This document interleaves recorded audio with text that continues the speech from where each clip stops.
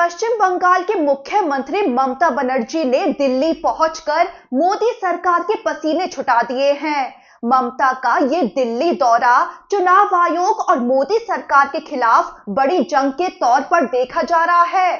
खुद ममता बनर्जी ने दिल्ली पहुंचते ही साफ शब्दों में कह डाला है कि अगर इस देश में कोई नहीं लड़ेगा तो मैं लड़ूंगी, मेरी पार्टी लड़ेगी। दरअसल ये पूरा विवाद पश्चिम बंगाल में चल रही वोटर लिस्ट के स्पेशल इंटेंसिव रिवीजन यानी एसआईआर प्रक्रिया को लेकर खड़ा हुआ, जिसे लेकर अब मामला इतना गंभीर हो गया है कि एक तरफ अब ममता ने खुद मुख्य चुनाव आयुक्त ज्ञानेश कुमार को सुप्रीम कोर्ट में घसीट लिया है। उधर दूसरी तरफ ममता अब खुद मुख्य चुनाव आयुक्त से आमने सामने बैठकर बड़ी बैठक कर रही हैं और वहीं इस सब के बीच दिल्ली की सड़कों पर ममता की हुंकार सुनाई दी। चलिए आपको पूरा माहौल समझाते हैं। दरअसल पश्चिम बंगाल की मुख्यमंत्री ममता बनर्जी जैसे ही दिल्ली पहुंची, उन्होंने केंद्र की मोदी सरकार पर तीखा हमला बोल दिया। ममता बनर्जी बंग भवन जाने वाली थी, जहां वो बंगाल की एसआईआर प्रक्रिया से प्रभावित लोगों और परिवारों से मिलने वाली थी। लेकिन जब ममता बनर्जी बंग भवन पहुंची तो वहां भारी पुलिस तैनाती और बैरिकेडिंग देखकर ममता का मोदी सरकार पर गुस्सा फूट पड़ा। ममता ने आरोप लगाया कि बंगाल के लोगों के साथ दिल्ली में दुर्व्यवहार किया जा रहा है और पुलिस की भारी तैनाती के जरिए उन्हें मिलने से रोका जा रहा है। ममता बनर्जी ने इस दौरान एक बेहद तीखा राजनीतिक आरोप लगाया।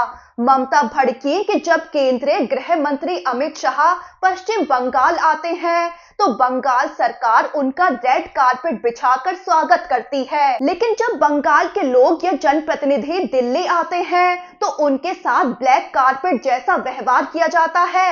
ममता ने इसे बंगाल के लोगों के साथ अपमानजनक और पक्षपातपूर्ण रवैया बताया। ममता बनर्जी ने यह भी आरोप लगाया कि बंगाल को जानबूझकर बदनाम किया जा रहा है और केंद्रीय एजेंसियां बीजेपी के इशारे पर काम कर रही हैं। ममता ने इस दौरान दिल्ली पुलिस को चेतावनी भी दे डाली कि जो लोग उनसे मिलने आए हैं उन्हें परेशान न किया जाए। ममता भड़की और बोली कि हम यहाँ कोई आंदोलन करने नहीं आए हैं, अगर करते तो आपका दिमाग खराब कर देते। ममता बनर्जी ने दिल्ली पुलिस पर सवाल उठाते हुए कहा कि जब दिल्ली में धमाके हुए तब पुलिस कहां थी, लेकिन जब हम आते हैं तो दिल्ली डर जाती है।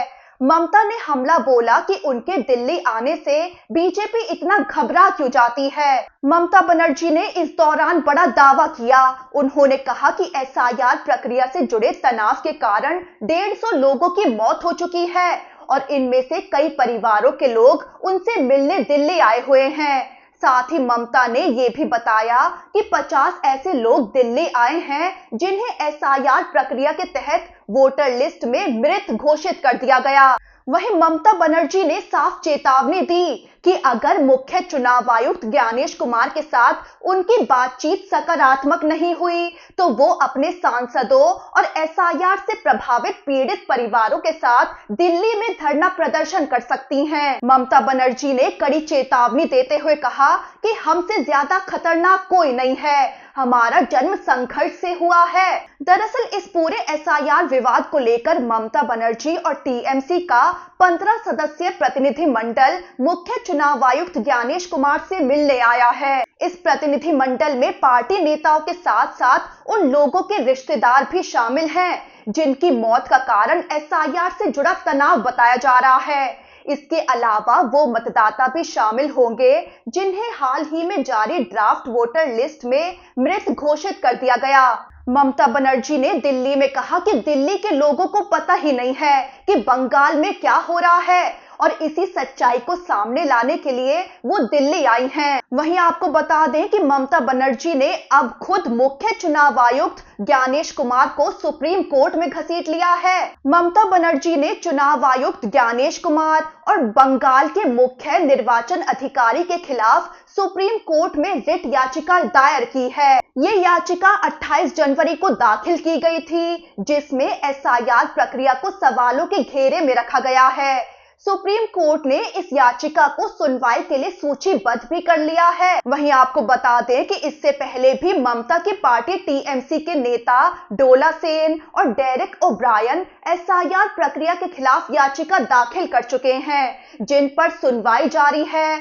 और अब खुद ममता बनर्जी ने सुप्रीम कोर्ट में चुनाव आयोग के खिलाफ नई जंग छेड़ दी है। दरअसल ममता बनर्जी काफी समय से इस प्रक्रिया का विरोध कर रही हैं। उन्होंने मुख्य चुनाव आयुक्त को एसआईआर के तनाव से लोगों की मौतों पर विस्तृत चिट्ठी भी लिखी थी, जिसमें चुनाव आयोग पर राज्य की जमीनी हकीकत ना समझने और असंवेदनशील रवैया अपनाने का आरोप लगाया गया था। उन्होंने खास तौर पर बंगाल के प्रवासी मजदूरों की समस्याओं को भी उठाया। ममता ने कहा कि चुनाव आयोग ने देर से ये सुविधा दी कि कुछ मतदाता अपने अधिकृत पारिवारिक सदस्यों के जरिए सुनवाई में पेश हो सकते हैं, लेकिन यही सुविधा प्रवासी मजदूरों को नहीं दी गई। ममता ने इसे आयोग की संवेदनहीनता और जमीनी हालत की समझ की कमी बताया।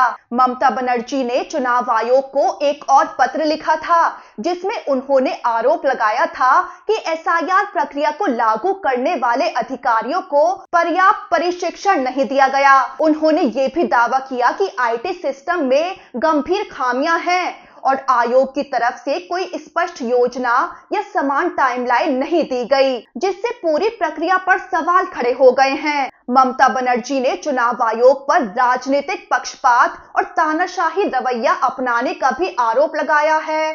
उन्होंने कहा कि जिस संवैधानिक संस्था से निष्पक्षता और लोकतांत्रिक मूल्यों की रक्षा की उम्मीद की जाती है, वही संस्था अब ऐसे स्तर पर पहुंच गई है जो किसी भी लोकतांत्रिक समाज के लिए बेहद चिंताजनक है। ममता ने चुनाव आयोग पर बीजेपी के इशारों पर काम करने के आरोप लगाए हैं। अब सवाल यही खड़े होते हैं कि क्या चुनाव आयोग ममता बनर्जी के आरोपों का जवाब दे पाएगा और क्या सुप्रीम कोर्ट इस विवाद में कोई बड़ा फैसला देने जा रहा है।